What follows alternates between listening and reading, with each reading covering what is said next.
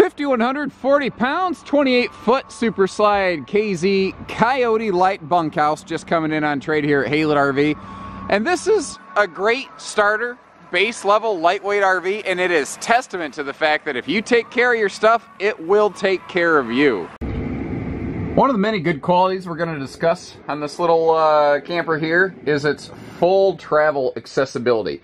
This has a classic lightweight sofa galley super slide. Galley being more of a marine term for kitchen. There's something funny about the fact that, you know, the moment you take something and put it on the water, the word changes. Like a cannon becomes a gun. All kinds of fun things. Anyway, long story short, if you need to, you can easily walk through this camper. Frankly, you can use 100% of this camper very easily without ever opening the slide out. This layout doesn't even need a slide. The slide out just makes it much, much better.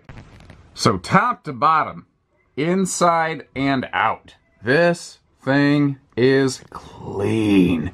Whoever was in charge of keeping the camper clean, whether it was one person in the household or if it was a family effort, they got the job done. They took it serious. I can't find anything. I mean, this has been well maintained inside and out. Not just like, they didn't just keep the countertops wiped off and the floor swept out.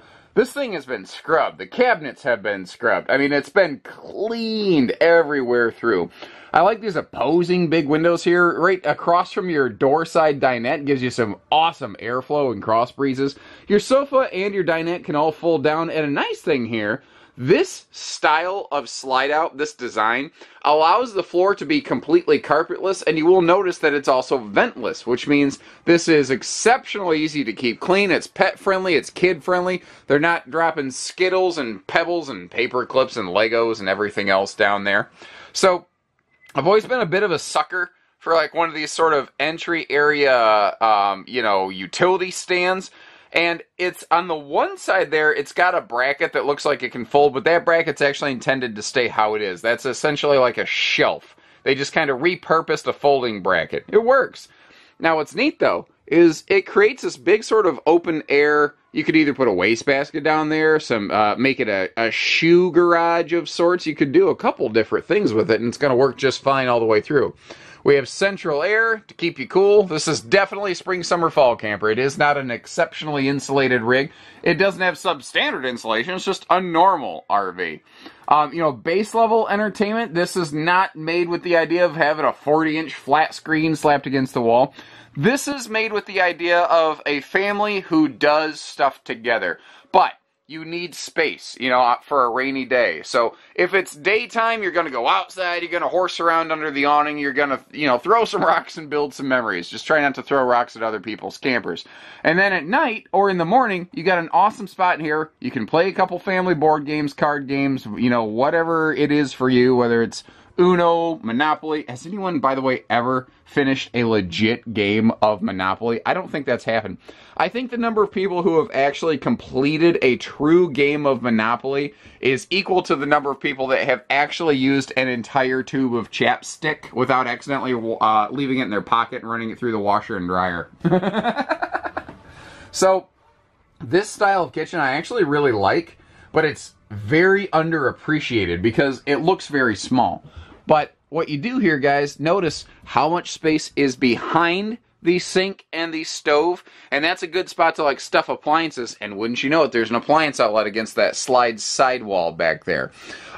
You also have this nice pantry space right next to the kitchen area, and you may have noticed how you've got, in a sense, like another pantry or linen cabinet next to the refrigerator with yet another little clothes cabinet up here in what I call a classic Jack and Jill bunk. So, early days of bunkhouses, you had two bunks the size of this top one.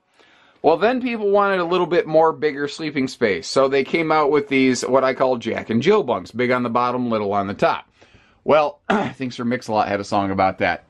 Anyway, then they started sacrificing that cabinet, coming out with the now very common double over double bunks. But they're all cool in different ways. They all do different things.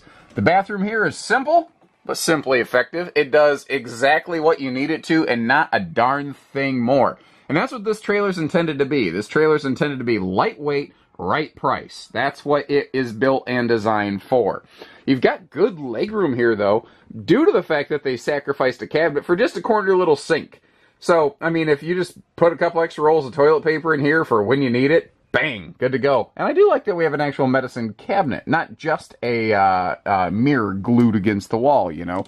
I'm also a fan of the lighter, brighter wood tones and decor selection that's going on in here. So, again, we've got that big dinette window. It gives you a great look at your campsite, so you can always take a look at your kids, or, you know, if you hear a big loud slap and then you hear one of the kids screaming, you can look out the window and you can assess the situation, decide, do I need to actively parent this, or are they going to be okay? Now, another neat thing on this sofa, it's a 3 adult size sofa, for seating purposes anyway, not a 2-kid type sofa. You got to look at little stuff like that. Classic lightweight design, really just classic RV design, where they'll add a little extra bank of storage behind the sofa within the slide out. And what's neat is that creates that extra shelf inside. Now, the entertainment center here is just a clinic in minimalist efficiency. It gets the job done. You've got a couple sliding privacy curtains. You can throw a little TV up here if you want to. You could have a TV mounted either way. You could easily curtain off or partition off this upper section if you're worried about privacy. You know, there's a lot of different things you can do with it. Now, when I first walked in, at a glance, I went, uh-oh, the wall's bent. And then I realized that this is an intentional, you know, low-dollar version of a radius wall, but the fact is it works very well. I've been very complimentary of this. I do want to be fair. If you look at the floor right there, you can see a polar vortex cold crack. And if we look back here, you can see the same thing. This is Mother Nature, got a hold of this flooring, caused it to cold crack, and it sucks, but it's there. But here's the thing. The previous owners, as soon as they identified anything this RV needed, they took care of it. You notice how the edges of this are not sticking way up, and they're not curling, and they haven't been stepped on, and they're not broken and flaking. As soon as the folks noticed this, they got in here, they got glue under it, they got weight on top of it to get it cured down and rolled back into place. So yes, there is a crevice there, if you will, but the fact is, it's not affecting the RV. It's not getting any worse than it is. They did exactly what they needed to, exactly where they needed to. And that's a big deal, guys. If someone actually takes care of something instead of just letting it go wrong, that's a massive, massive difference. Bedroom up here, just like the bathroom. It's simple, but it's effective. It does what it needs to do. It doesn't do anything more than it needs to do. This right now is a Camp Queen. But you notice that there is room down here. If you wanted to put a true 80-inch queen in, you could if you're a little bit taller like me and you don't want your feet hanging off the bed. Now, what impresses me here is how many of the decals and how much of the decals are still here, and how well they've maintained the exterior skin of this RV. This thing, again, it was built to be the right weight and the right price.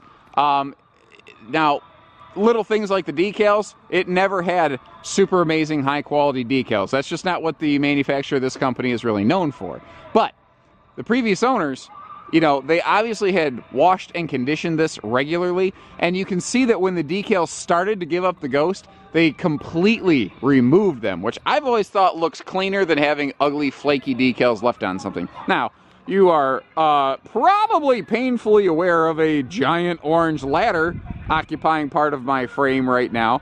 We are going to use that to hop up on the roof at the end of this. This RV does not have a ladder on the back, so I wanted to, you know, give you a good look at it.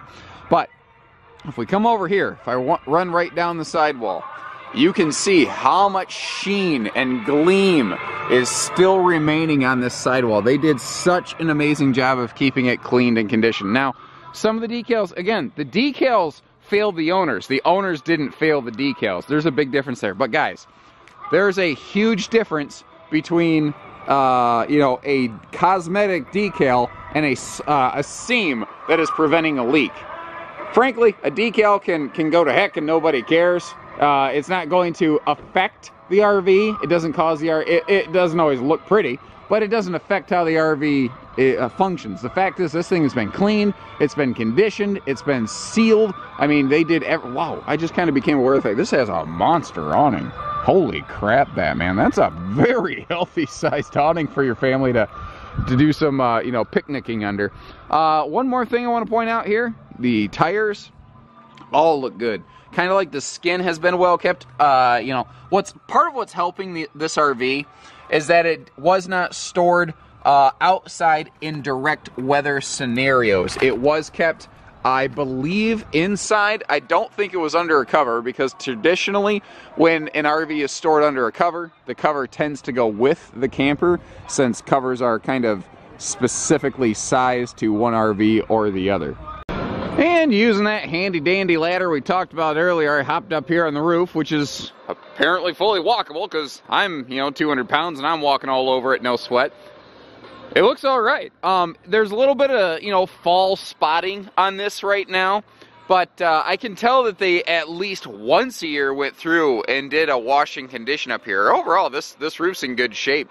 The seals all look really good. It looks like they've gone through and they've done you know, full peel and seals and touch-ups where they needed to, proactively, not reactively. Now, your front termination strip here and something around the skylight, they're okay, but they should probably be at least touched up within a year of purchasing this RV. So just kind of keep little stuff like that in the back of your mind. Now, this is the extra stuff that we do for you here at Haylett RV.